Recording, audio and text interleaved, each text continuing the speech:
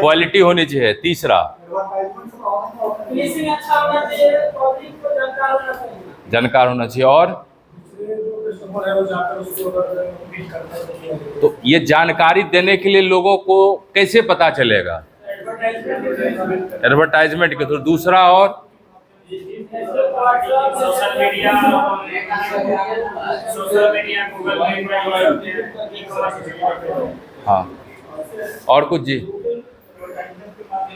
जी जी जी WhatsApp sharing के माध्यम से, जी फेसबुक के माध्यम से, डिजिटल प्लेटफॉर्म और भी है उसके माध्यम से।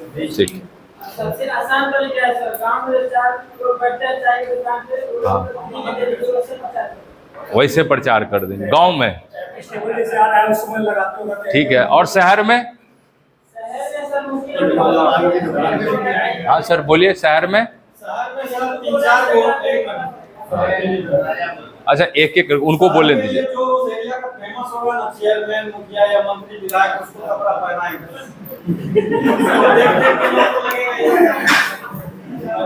उनको कपड़ा पहनाएंगे।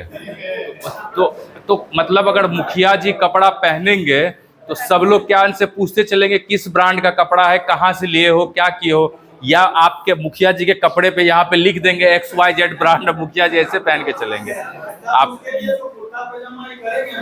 अच्छा ठीक है। अच्छा तो हाँ हाँ, ये मेरा कंपनी है और मतलब मुखिया जी को आप ब्रांड एम्बेसडर बनाएंगे। नगर निगम मेयर, निगम पार्षद, मेयर को आप जो है अपने ब्रांड लगा हुआ यहाँ पे लगा देंगे, XYZ ब्रांड, उनको बोलेंगे कि आप पहन करके घूमते रहिए, तब लोग समझेंगे ना आपको। ऐसे कैसे पता चलेगा? नहीं तो वो तो आएंगे 5 मिनट भाषण देंगे, आप अपना कुर्ता उनके कंधे पे अंगवस्त्र की तरह से रख दीजिएगा, सर ये मेरा ब्रांड है। वो आए, भाषण दिए, चले गए, बाकी लोगों को कुछ पता भी नहीं चलेगा। आप थोड़ा मिठाई वगैरह बांट देंगे तो ठीक है, नहीं बांटे तो वो लोग भी नहीं आएंगे। सर उसको कहेंगे कि नेताजी आप मेरे कंपनी के बारे में कुछ शब्द कहिए। ठीक है, तो 2 शब्द कहेंगे, उससे क्या होगा कि आपके अगले दिन दुकान पे भीड़ लग जाएगी,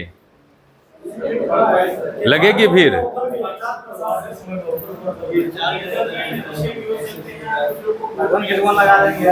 चलिए ठीक है, ठीक। मैं इतने क्लास से मार्केटिंग के पॉइंट्स पढ़ा रहा था, ठीक है, ये आपका अपना परसेप्शन है, बढ़िया चीज़ है। उसमें से आप लोग किन्होंने बोला था लोकेशन, जो शॉप एस्टेब्लिशमेंट में भी मैंने बताया था और आप लोगों ने बताया कि एक लोकेशन कहीं पे भी इम्पोर्टेंट रोल प्ले करता है। अगर आपका कितना भी बढ़िया दुकान हो, मैं B2C की बात कर रहा हूँ, जो आपके बिजनेस मॉडल में एक तो आप B2B का वर्क करेंगे जो आपका मेन प्राइम फोकस्ड है, दूसरा आप B2C में करेंगे। B2C में 2 तरह के आपके पास होंगे। B2C में पहला, अगर अपना आप खुद का रिटेल काउंटर अगर खोलते हैं, रिटेल आउटलेट्स, तो वो रिटेल आउटलेट्स में क्या होगा कि आपका कितना भी बढ़िया दुकान अगर गली के अंदर है तो जिनको पता रहेगा सिर्फ वही जा पाएंगे, वॉक इन कस्टमर्स नहीं जा पाएंगे।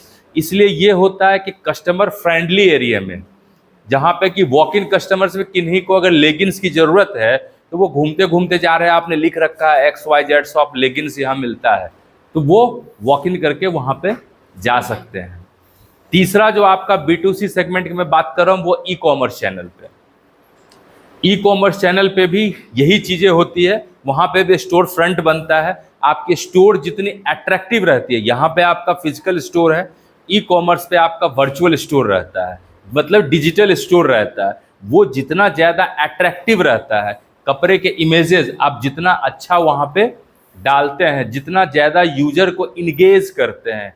इंगेजमेंट मतलब कि आपके पास में जैसे फिजिकल शॉप है, फिजिकल शॉप में कोई कस्टमर आपके पास आता है और 2 मिनट में बाहर निकल जाता है, इट मीन्स उन्हें जो चाहिए उसके हिसाब से आपके पास नहीं है। सेटिस्फेक्शन बाद में है, जब वो खरीदारी करेंगे तब, मतलब उनके जो सेगमेंट है, जो नीड है, वैसा आपके पास नहीं, आएंगे और तुरंत चले जाएंगे।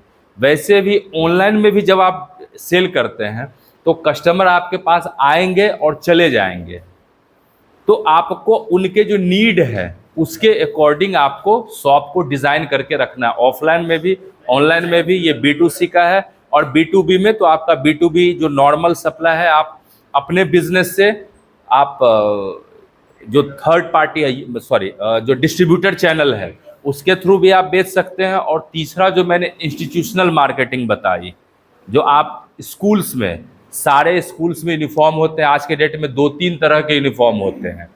कॉलेजेस में यूनिफॉर्म होते हैं आज के डेट में, लगभग सारे कॉलेजेस में यूनिफॉर्म चालू हो चुका है। जो क्या हो गया मैम, बंद हो गया। जो प्रोफेशनल कॉलेजेस में तो सारे कॉलेजेस में यूनिफॉर्म चाहिए होता है, और जो नॉन प्रोफेशनल मतलब BA BSc BCom टाइप से कॉलेजेस है, उनमें भी कहीं कहीं यूनिफॉर्म आज के डेट में स्टार्ट हो चुका है, तो आप उनसे भी अप्रोच करेंगे। उसके अलावा जो हॉस्पिटल इंडस्ट्री है, हेल्थ केयर इंडस्ट्री जिसको आप कहेंगे, आप वहाँ पर भी टाई अप कर सकते हैं। ठीक है, तो पहला पॉइंट था कि रिच कस्टमर हम तक आए, तो डिफरेंट मोड से कस्टमर को हम बुलाएंगे, जो अभी हम लोगों ने डिस्कस किया। आ गए, आने के बाद सेकेंड पॉइंट होता है एक्ट, मतलब उनको क्या वो करेंगे, क्या उनको चाहिए, किस तरह से उनकी एक्टिविटी है, क्या मैं उनके अकॉर्डिंग, जो उनका नीड है, जो उनकी वांट है, उसके अकॉर्डिंग हम प्रोडक्ट का सप्लाई कर पा रहे हैं। जो मैंने पहले भी बताया कि सबसे पहली चीज़ है सेगमेंटेशन, मतलब विभागों में अलग अलग ज्योग्राफी एज वाइज बांटना। जो आपको एक हमने महिंद्रा स्टोर का एग्जाम्पल दिया था, जो महिंद्रा का फर्स्ट क्राई जो स्टोर है एक्सक्लूसिव बेबी के लिए आता है, वो चाहे तो आगे भी टारगेट कर सकते हैं, लेकिन वो वैरायटीज़ रखते हैं कि अगर आप बेबी के लिए खरीदने के लिए जाओ आप, तो आप वापस नहीं आओगे। अगर खरीदने की इच्छा है तो, और सिर्फ अगर AC का हवा लगाने के बाहर में दिक्कत हो रही है तब तो आप वापस आओगे।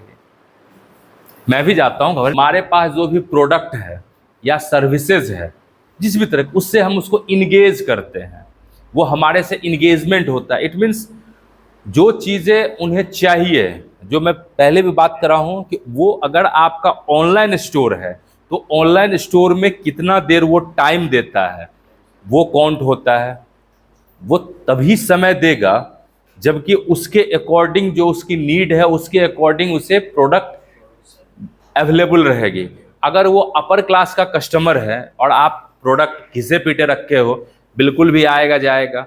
सेम आपका फिजिकल स्टोर भी है, जिस तरह की आपके लोकेलिटी में, क्योंकि फिजिकल स्टोर पे आपको फोकस करना है लोकेलिटी, जो लोकल में आप चला रहे हो जिस एरिया में, उसको कहते हैं नीश मार्केटिंग। एक होता है मास मार्केटिंग, एक होता है नीश मार्केटिंग। तो आप बिजनेस ओनर्स हैं, आपको डिसाइड करना है कि मास मार्केटिंग करना है, नीश मार्केटिंग। जैसे आप एक ये देखिए, ये फेयर एंड लवली आता है ना, ग्लो एंड लवली, ये आप देखिए कि सब जगह बिकता है, 30 रुपये या 40 रुपये इसका दाम होगा, सब लोग खरीदते हैं, लगाते हैं। तो ये एक मास मार्केटिंग के अंदर आता है, मतलब इसके कस्टमर सब लोग हैं, पूरे गांव, शहर, दिल्ली हो या आपका जम्मू कश्मीर, हर एक जगह ये एडवर्टाइजमेंट वो चिपका के करता है। घर 5 रुपये से लेके 10 रुपये 20 रुपये का वो पर्सनल केयर क्रीम आता है, क्योंकि हर एक लोगों के पहुंच में वो 40 रुपये का क्रीम है। वो आपने पूरे इंडिया में पूरी मास में टारगेट किया। लेकिन इसके अलावा जो प्रीमियम क्रीम्स हैं, जो महंगे क्रीम हैं, जैसे कामा आयुर्वेदा वगैरह का या फॉरेस्ट का है, उनके एक सेलेक्टेड कस्टमर, वो आपको कहीं नहीं मिलेंगे। ऐसे एडवर्टाइजमेंट भी आप ऐसे नहीं देखेंगे। उनके जो है, जिनके इनकम ग्रुप है, दिल्ली, मुंबई,